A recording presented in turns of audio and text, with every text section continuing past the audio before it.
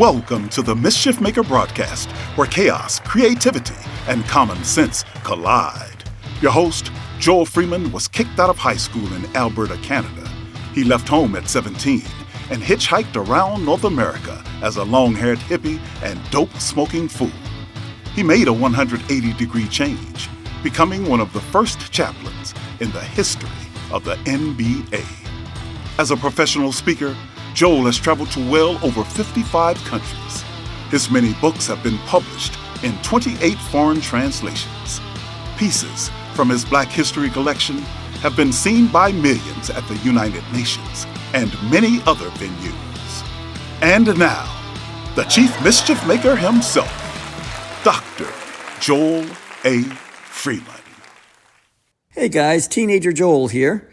Hey, I got a joke for you. Two robbers were robbing a liquor store.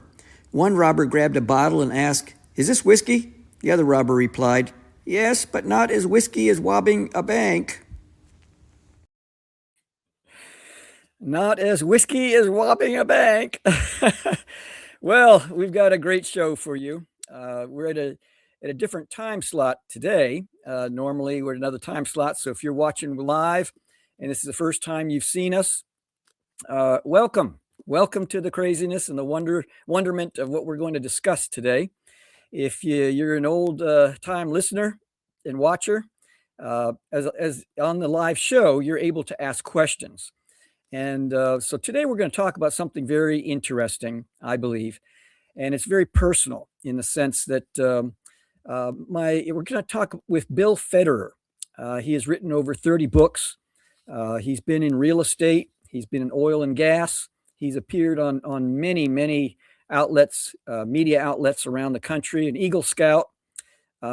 He studied in Rome, University of Dallas. He also studied there, grew up in St. Louis, Missouri. And I think you're going to be fascinated. We're going to talk about communism. Now you're going, wait a minute. I can hear the in many people's minds who've watched this show, because I like the idea that we are a politics-free zone.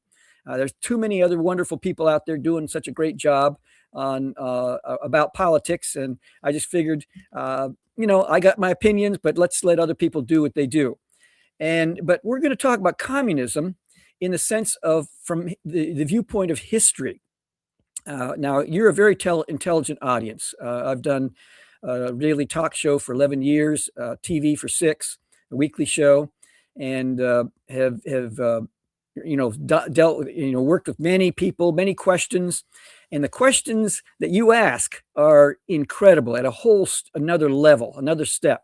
So I'm going to lean hard into your ability to make the local, regional, national, current connection to what we're going to talk about. We're not going to mention names. We're not going to go into current politics around the world. We're just going to go and delve into the history to understand a little bit more about the roots of communism. And we may even get into socialism as a bonus.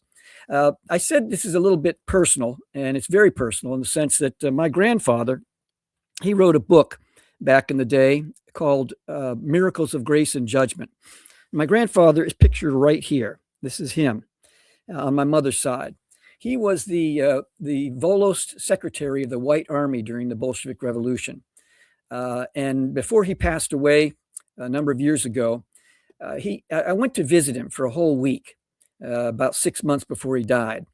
And I said, Grandpa, I could come to your funeral, but I'd rather be when you're alive. I want to just spend time with you. My only regret is that was back in the day, pre-digital. I didn't have a camera phone or anything like that, nothing sophisticated, but I wish I at least had a cassette tape recorder there to push record every time we talked, because I would prime the pump, sit back and listen. And he told me stories of what happened in Russia. He was actually in Ukraine, just off the Dnieper River. And he said that what happened is that they brought chaos into the country. They allowed bandits to run free. In fact, 6 times he had a pistol put up to his head with a threat of death. One time, a bandit by the name of Nestor Makhno came over it was Simeon Pravda, came over to his house, no legs. He had stumps on his legs, and he was just had a cart with 2 holes in the seat, and he stick his stumps in there, and that's how he wouldn't roll off the cart. Well, anyway, one night he had designs on my grandmother to get my grandfather drunk and then to take advantage sexually, my grandmother. The guys that were with this bandit, they loved my grandfather. And so what they did is they gave him water and gave the bandit, their leader, pure vodka. Within a few shots, my grandpa was just popping down water. The other guy was almost under the table. And in some ways, my grandmother, was spared supernaturally, I think, of that situation. One time he had someone come to him with a brown paper bag, written on it, hire this man, and his name signed Rasputin. And so he had a lot of stories to tell, but he said that they allowed the elite allowed these chaos to happen for a certain period of time, just like Mao did in China. The Red Guard allowed all kinds of craziness to happen, and then they put those guys in jail and got rid of them or killed them, because their purposes they were useful idiots to stir up trouble, and then the cure, the solution would come into place. Also, another person that is a very just a very influential person in my life is a gentleman by the name of Richard Wurmbrandt. He became like a second grandfather to me, and the torture he got in Romania as a pastor, they beat the bottom of his feet so badly he could barely walk. And when he would speak, he'd have to sit down in his older years with a pad underneath his feet. And the reason I say he's a second grandfather to me is that as he got older, he would come to a place in West Friendship, Maine. A good friend of mine had the farm, goats and sheep. And he would stay there because he'd be on the East Coast, and he could go up north, go south, and he wouldn't have to travel so far from California.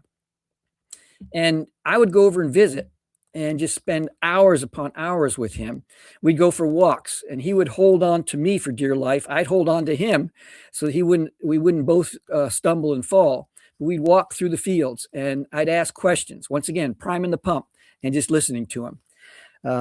My regret, again, not having recording of those meetings. But Bill Federer is going to be with us in a few moments, and to talk about the history of communism. But first, as many of you know, I write music and produce music, and my first album's coming out in a couple of months called Gotta Know Your Why. But I have a song called When You Know, You Know. Mel, let's play that song right now.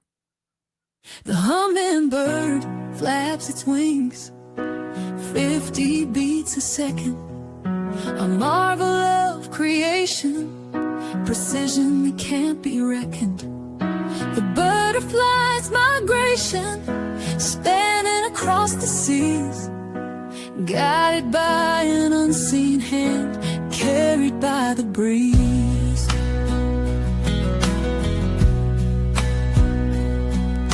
The coral reef's kaleidoscope, a vibrant living art, ecosystems intertwine, playing every part. When you know, and it's clear to see intelligent design in all its majesty.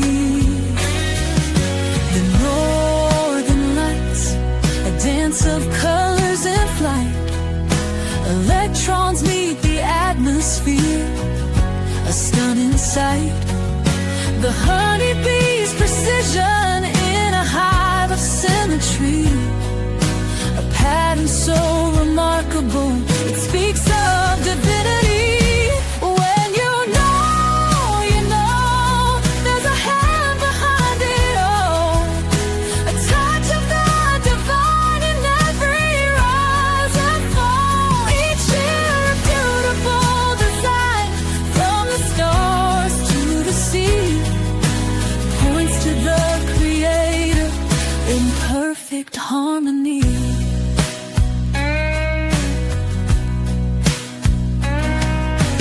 New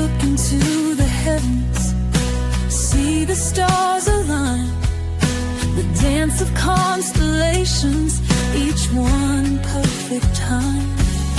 The spiral of a galaxy, the vast Milky Way, whispers of a grand design, lighting up the night and day.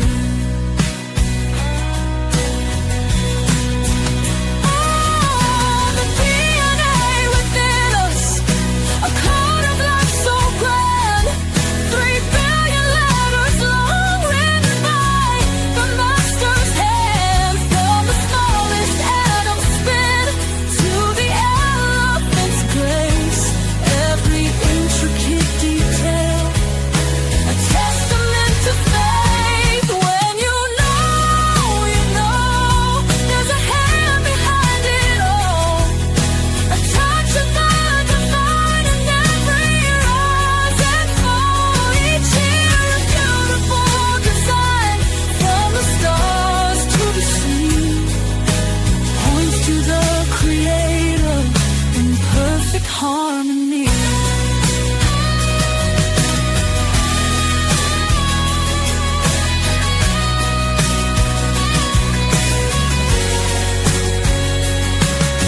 The DNA within us, a code of life so grand, 3 billion letters long, written by the master's hand.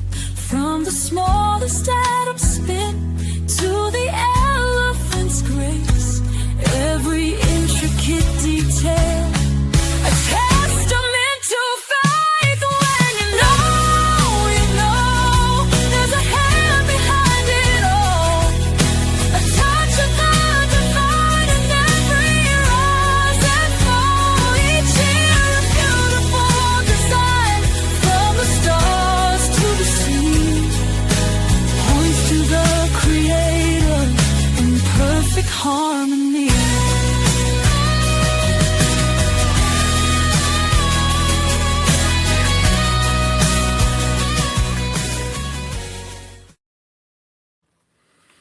Well, there you go. I normally love the blues. I'm a big blues fan, but that's a little different style, I guess you might say. Bill Federer, come on in. Let's do the rest of the show together. It's a joy to know a little bit about you and the times we've talked on the phone. Welcome. Well, hey, it is great to be with you, Joel. And did you write that song? Yes. Yeah, that is amazing. I loved it. I was just caught up in that first line, how fast a hummingbird's heart beats. How many times a second? Wow. The wings, Amazing. the flapping of the wings. And in Yeah. fact, I reduced even the number down so it wouldn't, because it's a continuum between this point and that point, and I just kind of dumbed it down a little bit or brought the number down so it didn't seem too exaggerated on the lower end of the scale. Yeah, we used to have a hummingbird feeder outside our house, and they're attracted to red.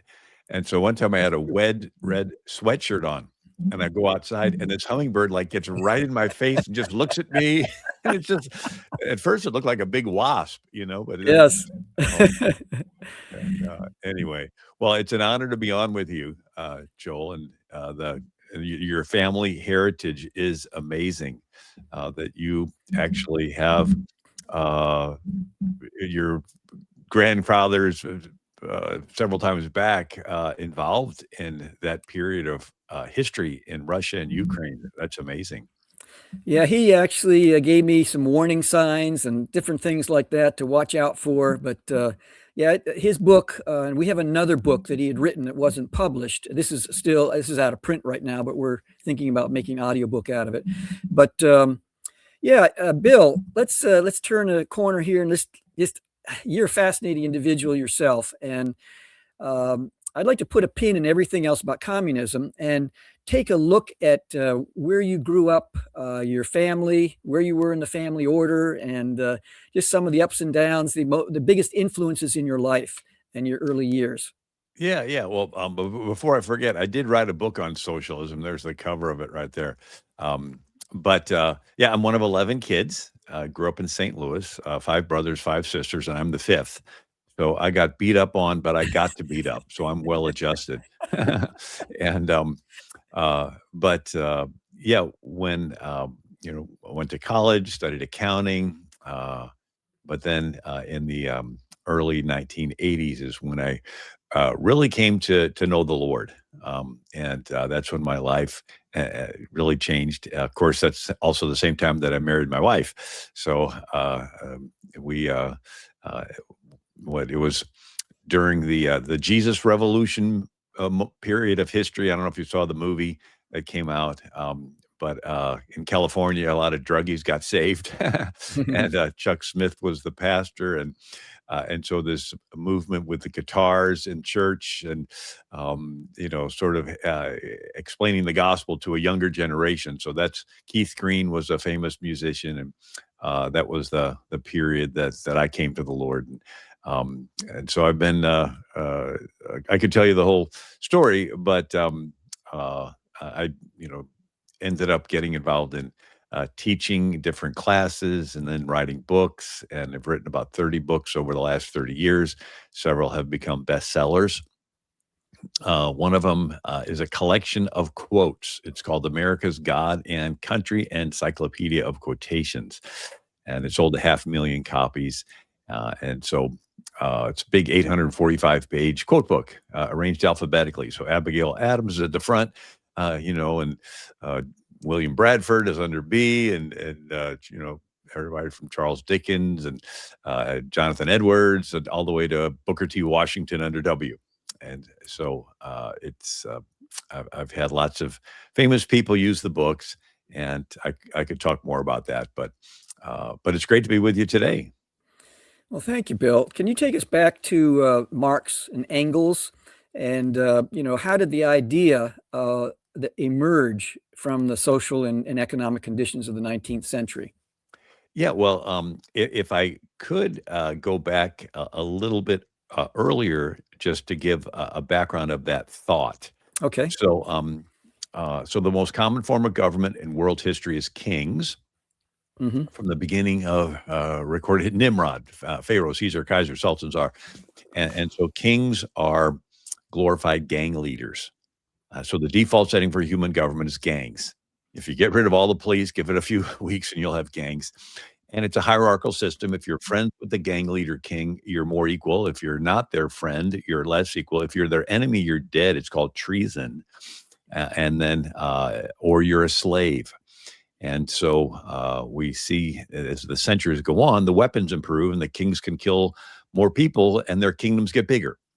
And so you have Gilgamesh, king of Uruk, and Sargon of Akkadian, and then, 2,000 years of Egyptian pharaohs, and 5,000 years of Chinese emperors, and Indian Maharajas, and Attila the Hun and Genghis Khan. They keep getting bigger. Then you have maritime empires where the king of Spain, France, and ultimately the king of England had the largest empire on the planet. The sun never set on the British Empire.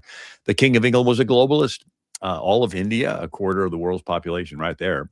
And America's founders decided they didn't like a globalist king telling us what to do. So they broke away and flipped it and made the people the king. They got their ideas from the New England colonies. Virginia was an Anglican colony under the thumb of the king, but in New England, you had churches founding cities. And so the first Baptist church in America founded the city of Providence, Rhode Island. The first Congregational church in America founded the city of Hartford, Connecticut. Churches founding cities. Where did they get their ideas? From the Bible, but what part of the Bible? The first 400 years out of Egypt before Israel got a king. So lo and behold, before the ancient Romans, before the ancient Greeks, you had ancient Israel. And around 1400 BC, they come out of Israel. They come out of Egypt. And for 400 years, they do not have a king. It's a unique system where everybody is taught the law and everybody is personally accountable to God to follow the law. So you have an opportunity to steal. Nobody's around. There's no police. And then you think, God's watching me. He wants me to be fair. He's going to hold me accountable in the future. Maybe I should hesitate stealing. And it creates a tiny thing in your head called a conscience. And so it worked in Israel for 400 years. It's what's called the covenant form of government. So if you just got rid of a king and let everybody rule themselves, you'd have millions of people wanting to be king, and every one of us is selfish. That's what St. Augustine called it, libido dominandi, the lust to dominate. So you put some babies in a playpen, one takes the rattle from the others. You put some kids on a playground, one's the bully hogging the ball. You put some junior high girls in a clique, and one of them is the diva. You put them in an inner city, one of them is a gang leader. Put them in the woods, one of them is an Indian chief. Right? And so the if we just got rid of a king and each one of us did our own thing, each one of us would be tempted to be the next king. And so a covenant form of government is different. It's where you get rights from a creator and you're fair to your neighbor because you're accountable to the creator. It's like a triangle. You get blessings from the creator and you voluntarily share them as charity with your neighbor because you're doing it as unto God. But it's voluntary. It's not socialism where the government takes away your stuff involuntarily and gives it to somebody you'll never meet and they don't care where it came from. No, it's your stuff. And so when they went into the promised land, every family was given property. If you own property, you can accumulate stuff. The Bible called that being blessed. And you can be moved upon to give away some of your stuff. They called it the gleanings of the field, the corners. So you'd let the poor people pick through the corners of the field like Ruth. And so they were taken care of, but on a decentralized manner. So this covenant form of government is what the Reformation, the Calvinists, the different congregational forms of churches like the Baptists and Presbyterians and Quakers, and they took with them to America. And so you literally, it started with the Pilgrims, where they were going to go to Virginia, but they get blown off course in a storm, and it's dangerous to sail. So the captain says, you have to get off the boat here. And they're like, we have a question. Who's going to be in charge? There's no king-appointed person in our boat. 102 of us in the boat. Nobody's been picked by the king to be in charge. We just can't get off and be lawless and everybody do what they want. So they took their covenant church form of government and they made it their civil government. It's called the Mayflower Compact. We, in the presence of God, covenant ourselves together into a civil body politic, a church group covenanting itself into a civil body politic group. And so instead of separation of church and state, it's the church creating the state. It's taking its covenant form of government without a hierarchical church leader, right? There's no bishop appointed person either. And they're making it their civil government. And so this became the model for New England. In the womb of the Mayflowers conceived the child of self-government, this polarity change. That's why the Pilgrims with an open Bible is in one of those big 20-foot wide paintings in the U.S. Capitol Rotunda, because our country looks back to this Mayflower Compact of self-rule, how we can rule ourselves without a king. And by the way, the word federal is Latin for covenant. So that's what the Pilgrims had. And interrupt me at any time, Joel. Oh no, I'm keep on going. We'll take a break at the top of the hour, but keep on going. So there's 4 steps for covenant to turn into socialism. It's like, what? Yeah. So the Pilgrims had a close God where when things were bad, they would have days of prayer. When things were real bad, they would have days of fasting and prayer. And when things turned around, they would have days of thanksgiving. It was this understanding that God's right here. And they weren't deists because of that comes in the next century. But these were Pilgrims and Puritans. But this covenant form of government in the next century turned into social contract with a distant God during the Age of Enlightenment. So it begins with the scientific revolution, Kepler discovering laws of planetary motion, Robert Boyle discovering laws of pressure, Newton discovering laws of gravity and laws of optics. And some theologians said, well, gee, maybe God made everything with laws. And like a guy makes a complicated watch with lots of little gears, God made everything, but everything's running according to these laws, and he's not really involved day to day. He's distant. He's far off. And so covenant with a close God turns into social contract with a distant God during the Age of Enlightenment. He still made everything, but it's just sort of a tip of the hat to him, and we sort of run our lives the way we want. Well, in the next century, social contract with a distant God turns into social contract with no God during the French Revolution. It's just a social contract. It's just what we agree upon. But there's a problem. The motto of the French Revolution is liberty, equality, fraternity. Sounds good, doesn't work. Liberty and equality are experienced individually, but fraternity is their word for socialism. It's the collective, it's the group, it's the socialist state. And when the benefit of the collective outweighs the benefit of the individual, the collective can take away the individual's rights and kill them and redistribute their property. And so you go from the Pilgrims, a covenant with a close God, to the Age of Enlightenment, a social contract with a distant God, to the French Revolution, social contract with no God, to Marxism and socialism, where the state is God. And that's where you get Hegel, who taught at the University of Berlin, whose student was Karl Marx. And Hegel said, the state is God walking on earth. The state is our mortal God. Whatever rights the person has, he has only from the state. You have a writer named Jean-Jacques Rousseau, and he says, when the state says to an individual, it is expedient for the state that you should die because your life is a gift made conditionally by the state. And so without God, government transitions from your servant to your master. So the Pilgrims had this idea that God gives you rights, and therefore the government's job is to guarantee to you your creator-given rights.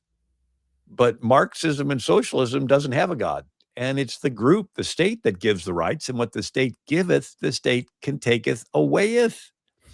Hegel gets into it a little deeper. He says, well, there's no God, there's no eternal life. The closest you can get to eternal life is to be remembered after you're dead. Sort of like the Greek idea of have a statue of yourself, so at least people will remember you after you're dead. And so you don't exist, but people can remember you, so you sort of exist in people's collective memory. Well, Hegel's like, well, what's better than a statue? Well, creating an organization that will exist after you're dead. Well, what's the biggest organization that you can create but government? And so your highest purpose in life is to perpetuate big government. So you exist for the government's benefit, right? So instead of the government existing for your benefit, guaranteeing to you your God-given rights, you exist for the government's benefit. And if the government thinks that you're helping it get bigger, the government thinks that you're valuable to it and you get to live. But if you're not carrying your own weight, maybe you got an illness and the social medicine is going to cost too much, then the government can say, well, you're not helping us anymore. And so you have Pol Pot and the Khmer Rouge, the communists in Cambodia. And he said, to keep you is no benefit, to lose you is no loss. And so he says, if you're not benefiting my communist government, and he kills a third of his country, millions of people in the killing fields of Cambodia, because he didn't think their life was worth the state, worth anything to the state. So again, 4 stages. You go from a pilgrim covenant with a close God, and they borrowed that idea from ancient Israel, the first 400 years out of Egypt. But then you have the Age of Enlightenment, social contract with a distant God. And then you have the French Revolution, social contract with no God. And then you have Marxism and socialism, where the state is God. So that's quite a backdrop. By the way, folks, if you're watching this live, first of all, there's a QR code above that you can check out the whole show, but you can share your questions. And I know that Bill will be ready to respond to any questions that you might have. And Mel will be putting those up in written form as they come up. So please do. When the writing of the Communist Manifesto happened, what were they reacting against? I sort of went off on a rabbit trail and didn't finish my background of socialism. But what they were writing in the Communist Manifesto was borrowing on centuries of theoretical thought that it would be better for the group to have the government deciding who gets what. So the government would control the production of items, and the government would control the consumption of items. And we're assuming that there are really smart people in the government and they know better than we do how to distribute all these assets. But if I could go back a second time to history, the first, we talked about ancient Israel. Now let's talk about Athens. And so Athens had a King Solon. Actually, before him, there was a King Draco, and he was ruling by his arbitrary will. And the people said, well, at least write these things down so that we have some structure instead of just you waking up one day and deciding to kill people. So he wrote down his laws, but it was the death penalty for every other thing. And so they got called draconian laws for King Draco. Anyway, they get rid of Draco and they get a king named Solon, and Solon sets up democracy and then leaves town, so they have to do it. And the word democracy, demos means people, krasi means rule. And so there's 6,000 citizens in Athens, and then about 40,000 people are slaves, not black slaves, but mostly of those other areas of that country or that part of the world. Anyway, and so in Athens, every citizen had to be at every meeting every day to talk about every issue. And if you didn't show up every day, you're called an idiotus or an idiot. By the way, a republic is where you have somebody take care of the business for you so you can concentrate on your family and farms. So republics could grow larger, and that's what the Romans had. But in the Athenian democracy, everybody, and so they developed ways to influence everybody called theater, Greek theater. So if you have an agenda and there's 6,000 people, that's a lot of conversations to try to sway people. But if you can get the whole city together and you put on plays, comedies where you would ridicule politicians by name, just like Saturday Night Live. They would have somebody dress up and act like a certain politician, and they would just rib him and make him look like a fool, and everybody would leave the theater saying, oh, I'm embarrassed for that guy. You'd back away from him and everything he stood for. And then they would have the tragedies where somebody would die doing something noble and everybody would remember him, and the people would leave the theater saying, I want to be remembered like that guy. I'm going to act the way he did. And so from that time till now, theater, media, Hollywood is always political in a country where it's the people who are making this decision. So if you have a political agenda, you want to pay for movies and sitcoms where they portray people that hold opposing values, old traditional values. You want to portray them as simpletons and idiots and backwards and hateful. And then you want to portray those pushing your agenda in a positive light as the heroes and so forth. Anyway, and then the Greeks developed rhetoric. What's that? It's persuasive speaking techniques. Ethos, logos, pathos. Ethos is where we get the word ethical, and that's the ethical reputation of the person speaking to you. Do they know what they're talking about? This comes down to us as the introduction of somebody before a talk. This is Dr. So-and-so, and he's written these books. And it's like, if you walk in late and you don't get the introduction, you're like, who is this guy? How does he know what he's talking about? And so the ethical, we sort of have that with somebody selling tennis shoes. It's like, yeah, but if it was Michael Jordan selling the now it's got more ethos. It's a cologne. Yeah, but it's a famous actress that's promoting so they're adding their credibility to this, and it makes it more persuasive of an advertisement. So that's ethos. Logos is the logical argument that's presented. And then pathos is where we get the word passion. And even Aristotle said no logical argument is persuasive without an appeal to passion. And that's where we get presidential addresses, where it used to be just telling the dull facts of what we're doing. But then it's like, oh, no, so-and-so up in the stands, they benefited from this particular government program. And all of a sudden it personalizes it. And you can feel the emotion of this person going through struggles. And then, so this appeal to passion. So these were rhetoric, ethos, logos, pathos. These were persuasive techniques developed in Athens. Why? Because it's the people that are in charge, and you're wanting to sway the people. But swaying the people can turn into mobocracy. And Plato talked about a admiral fought a battle and won, but there was a storm and some sailors fell over and he was not able to rescue them. And he gets back, and instead of celebrating the victory, people are mad that their relative died and blamed it on this admiral. And it stirred the city up into this mob frenzy, and they killed the admiral. And then afterwards they felt bad about it, but he was dead. And Plato said, this democracy is mobocracy. And Plato had a negative view of democracy. He said it was too unstructured. And so Plato is the one who comes up with socialism. He says that in a democracy, the chief characteristic is tolerance. And you tolerate people. That's good. And then you tolerate people that are a little bit off. And then you tolerate people that are a lot off, till finally you're tolerating lawlessness. And the criminals are just open, walking the streets, and there's crimes and nobody's getting punished for it. It turns into this lawlessness and chaos. And you have random violence and people being assaulted in safe neighborhoods and crime. And then everybody begins to say, well, we need the government to step in with police. We need the National Guard. We need the government to come in.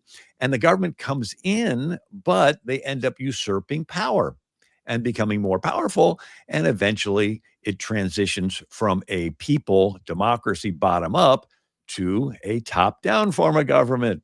And so Plato says that democracy is doomed to fail because it's based on the people having virtue, but the people really don't have virtue. If you give somebody a choice of giving up their life or giving up their virtue, they'll always give up their virtue to save their life.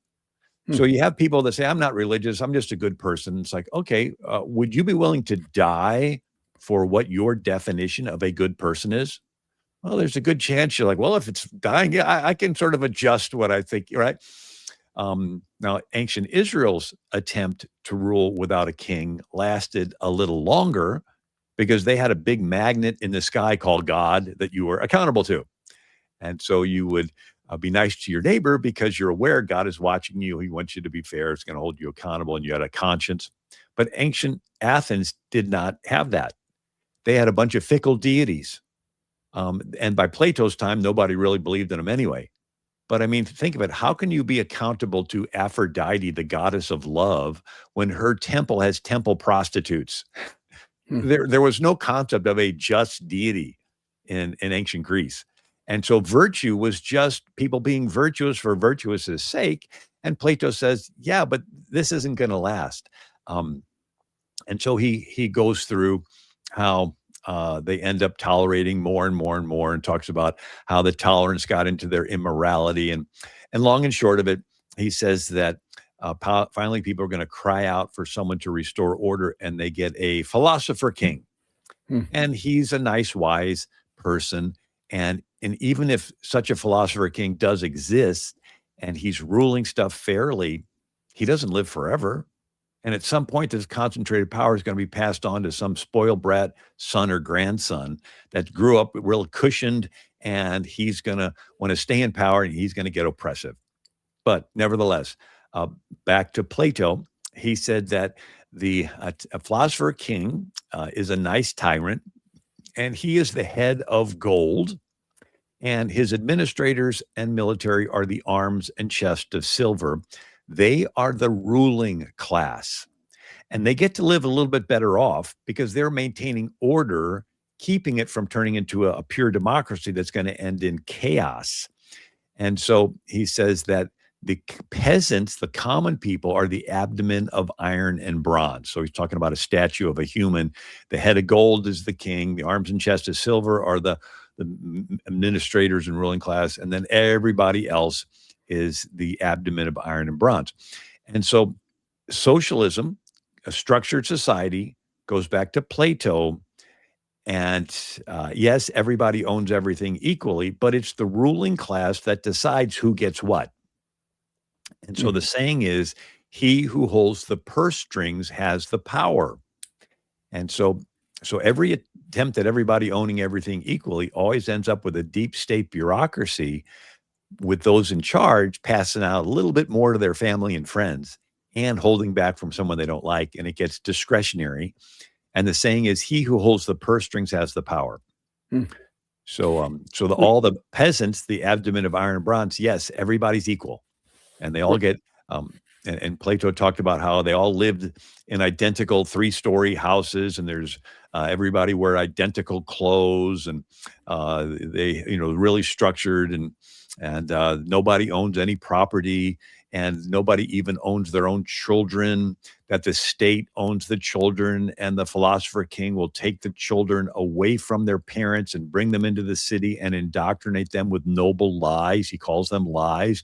We want one single grand lie, which will be believed by everybody. But these lies help the philosopher king to stay in power. And it's good for him to stay in power because he's keeping it structured, because otherwise it'll turn into a democracy and mobocracy and chaos and with lawlessness. So Plato's the one credited with coming up with the first theoretical suggestion of socialism, where everybody owns everything in common. Bill, we got to take a break here for our sponsor, but when we come back, someone has asked a question, and we'll step up with that. Okay, right after. Mel, we're going to hear from Jean Champollion. I spent 23 years unlocking hieroglyphic secrets without the help of AI. Analyzing the Rosetta Stone scripts forced me to learn the value of critical thinking. Help the Rosetta Stone Traveling Exhibit Project transform an ancient artifact, the Rosetta Stone, into a modern metaphor for problem solving. Nothing can stop you.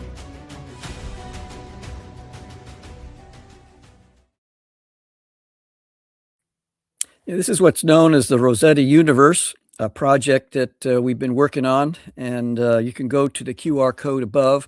There's a link tree, and then you can know how to get a hold of Bill, but also you can know how to, I think number one, the link tree is about the Rosetta Universe. Also, we have a very special incentive gift for our foundation. This is the Jack Johnson belt, World Championship belt.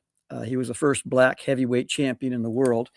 And I designed this, and for a donation, when you go to the link tree, you can see how to learn more about it. And then every penny goes into our foundation, and this is our way of saying thank you. And we got some really cool things happening. Smokey Robinson, Ben Carson, Kathy Hughes, a host of people are on the advisory board, and we're very excited about the direction. Bill, I think we have a question. And it's from Lewis Stevens. He says, in all due respect, you are way oversimplifying and you are not accurate, period. Socialism and communism are not the same. Socialism clearly recognizes private property, and communism or anarchism does not. Socialism is the left wing of liberalism. It seeks to rationalize an irrational system that allows accumulation into fewer and fewer hands with no means for distribution. You're also being a reductionist when it comes to Marx. The Communist Manifesto is not indicative of Marxist thoughts. Your response to that? Lenin. What does the questioner think about Lenin? Lenin said socialism is a transition phase to communism. So capitalism is on one side, where you have individuals owning property. Communism is on the other side, where no individuals own any property. Karl Marx in the Communist Manifesto said communism can be summed up in a single sentence: abolition of private property. So capitalism, individuals own private property. Communism, individuals do not own private property. And socialism is the transition phase from one to the other. And so that is Lenin who said that. So if the communists think that once all private property will be gone in the entire world, we'll enter this new, beautiful utopia. The problem is human nature. And human nature is selfish. And even if nobody owns it, somebody has to be in the government handing out the common stuff. And they're always going to be tempted to want to funnel a little extra to their family and friends on the side and hold back from someone they don't like, and it gets discretionary. And the saying is, he who holds the purse strings has the power. So every attempt at everybody owning everything equally always ends up with a deep state bureaucracy passing out favors to their friends and weaponizing the government against their enemies. Well, this Salvador Finnegan, he says Lenin is not Marxism.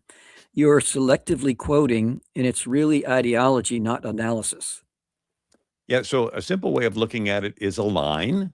One side is total government, the other side is no government. Total government power concentrates into the hands of fewer and fewer people until finally it winds up in the hands of a communist dictator or a ayatollah. No government is anarchy unless you have the population with morals and virtue and the morals of treating everybody equally. But what motivates you to follow these internal morals? Well, in ancient Israel's case, it was a just God that you are accountable to. So you have a sliding scale. You can decide if the people have lots of internal morals and virtue, they can maintain order with fewer laws. But if the people give up their morals and virtue and give into their passions and lusts, the sliding scale will move back in the direction of more government to restore order. So whether you call it communism or socialism or fascism or any of those isms, it's all on the line of total government at one side, no government the other. And if we want to look at another example from history that's theoretical, that's pre-Karl Marx, pre-Lenin, we can look at Sir Thomas More, and he wrote Utopia, the Island of Utopia, in 1516. So this is just shortly after Columbus discovered the New World in 1492. So this is 1516. And the word utopia means nowhere. And it's a fictitious island somewhere off the coast of South America. And it's told about in the book by a traveler named Hythlodaeus, which means peddler of nonsense. And it's a dialogue. So if you've ever read Plato, it's a dialogue between two people, Socrates and somebody else. And so in this book, Island of Utopia, it's presented as a dialogue between Hythlodaeus, this peddler of nonsense, telling us about this island of nowhere. I went past it quickly, but Plato considered the perfect structured society Atlantis. That's right, Atlantis. Now, if it existed, it would have existed about 800 years before Plato. And but yet he considered it the ideal structured society. Everybody lived, and if you see pictures, all these circles and rings and canals and streets and identical buildings. And if it existed, it would have been, some think it was on the island of Santorini. I've been there. It's what's left of a volcano, and it's huge. When that went off, it would have sent a tsunami wave across the entire Mediterranean and wiped out lots of cities. But anyway, this is significant because Plato refers to Atlantis as the perfect structured society, and it's an island. And so now you have Sir Thomas More referring to Atlantis in his Island of Utopia.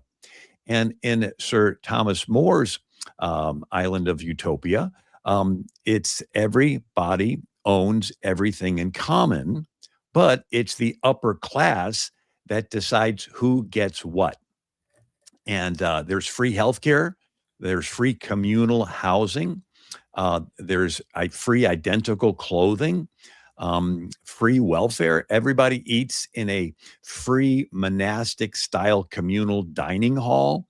And there is no locks on any doors, no private property. All property is owned in common and in a communal warehouse, but it's the ruling class that decides who gets what. There's no taverns, no ale houses, no coffee houses, no places for private gathering, no privacy. And get this, everybody's tracked everywhere you go with an internal passport, and the government decides everyone's careers, and the government decides who gets to have kids, and then the government takes away the kids and would indoctrinate them.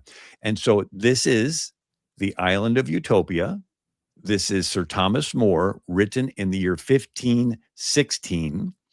Some think it was a veiled criticism of Henry VIII because Henry VIII switched from Catholic to Protestant, and Sir Thomas More stayed Catholic, and the king eventually had him killed. And so, but Henry VIII was consolidating power over people's lives, over their beliefs, which had not been done before. Now, one other person, again, we're talking pre-Karl Marx, pre-Lenin, we're talking about this development of this idea of communal ownership of property, because we've gone from capitalism to communism, and socialism is a transition phase in between, but we're giving the history of this. There is Sir Francis Bacon, and he writes a book in 1626 called New Atlantis. He specifically refers to Atlantis because he's referring to Plato's Atlantis. And in Sir Francis Bacon's New Atlantis, it's a fictitious island in the South Pacific. And it's highly structured with a ruling class that decides who gets what, and a commoner class. And the government decides everyone's jobs, but since Sir Francis Bacon is involved in the scientific revolution, the jobs are more scientific, but the government dictates everything. Somebody wrote a satire on this, and you've read it. Gulliver's Travels. Gulliver, which means gullible traveler, like Hythlodaeus, peddler of nonsense, is washed up on an island that is highly structured with a ruling class and that tells everybody what to do, and then the ruled class that does all the work. And so that was written in 1726. Now, these experiments about Plato and Sir Thomas More and others, there's several others. I'm skipping past about a dozen of them. Why is this important? The Pilgrims. Everything up to this point is theoretical. Nobody's actually lived out this everybody owning everything in common until the Pilgrims. And so the Pilgrims were a company colony. They had no money. They had to borrow money from the London Company to pay for their boat ride to America. And so the London Company had bylaws in which everything was owned in common. And these company bylaws actually looked back to Plato. And you said, really? The Pilgrims? Yeah. So this is what the Pilgrim bylaws said. All profits and benefits that are got by trade, traffic, working, fishing, or by any other means shall remain in ye common stock, and all are to have their meat, drink, and apparel, and all provision out of ye common stock. And so this was the first time any group of people actually tried to live out owning everything in common, and they almost starved to death. And the governor, William Bradford, said the failure of that experiment of communal service, which was tried for several years by good and honest men, proves the emptiness of the theory of Plato and other ancients applauded by some of latter times. Here are the Pilgrims. Here's the governor, William Bradford, specifically mentioning Plato, that they knew that they were trying to live out this Plato owning everything in common. And so let me read that again. This proves the emptiness of the theory of Plato and others ancients applauded by some of latter times, that the taking away of private property and the possession of it in community would make a state happy and flourishing, as if they were wiser than God. For in this instance, community of property was found to breed much confusion and discontent. For the young men who were most able and fit for service objected to being forced to spend their time working for other men's wives and children without any recompense. The strong man or the resourceful man had no more share of food, clothes, etc., than the weak man who was not able to do a quarter what the other could. This was thought injustice. The aged and graver men, who were ranked and equalized in labor, food, clothes with the humbler and younger ones, thought it some indignity and disrespect. As for men's wives, who were obliged to do service for other men, such as cooking, washing their clothes, etc., they considered it a kind of slavery, and many husbands would not brook it or allow it. He goes on, let none argue that this is due to human failing rather than to this communistic plan of life in itself. I answer, and he uses the word communistic plan. Now, Mm. com, it means together, right? Like companion means to eat bread. Pan means bread, and companion means you're eating. That's where you get the word company. William Bradford goes on, I answer that God in his wisdom saw that another plan of life was fitter for them. So they began to consider how to raise more corn and obtain a better crop so they might not continue to endure the misery of want, like starving through a winter. After much debate, the governor, with the chief among them, allowed each man to plant corn for his own household. Wow, what a Mm. novel idea. You plant corn for your household. So, he goes on, every family was assigned a parcel of land. This was very successful. It made all hands very industrious so that much more corn was planted than otherwise would have been by any means and gave far better satisfaction. The women now went willingly into the field and took their little ones with them to plant corn, while before they would allege weakness and inability, and to have compelled them would have been thought great oppression. So here, the founding of America, they attempted to live out Plato's, we're all going to own everything in common. It'll be one happy kumbaya. And then when they began to starve to death, they said, scrap that, give everybody their own plot of land. They worked hard, they planted it, they had an abundant harvest, and we have a Thanksgiving to celebrate it. Bill, we have about 3 minutes left. And we have a question here, I think, or a comment. Carlos Fuentes, you keep setting up strong men. Communism and socialism are not two sides of the same coin. You are a polemicist, not a historian. How do you respond to that in 3 minutes? Lenin. Lenin said socialism is a transition phase to communism. Is that too difficult? Another interesting thing was people say the early church. The early church, they say, it was socialist. It's like, let's look at it a little bit closer. When the children of Israel went into the promised land, every family was given property. If you own property, you can accumulate stuff. The Bible called it being blessed. And you can give away some of your stuff. The Bible called that charity. But socialism takes away your stuff involuntarily and gives it to somebody you'll never meet. So your will is not involved. So the early church, they had property and they sold it and they laid their property at the feet of the church. They didn't have the Roman government take away their property and lay it at the feet of Pilate. So socialism is different. The early church was the early church, and the difference between socialism and the early church is the difference between the word voluntary and involuntary. So one, you have possessions, you voluntarily have compassion and help the poor. And the other is it's involuntary. It takes away and voluntary and involuntary is sort of a big deal. It's sort of the whole reason that God made us. We're not robots. We have free will. And so the other point is that Jesus, they say, well, Jesus was a socialist. It's like, was he? You read the parable of the talents. One guy gets 5, multiplies to 10. The other guy gets 2, multiplies to 4. And one guy gets 1 and buries it. And he says, sir, here's your talent. I kept it laid away in a piece of cloth. And he says, you wicked servant.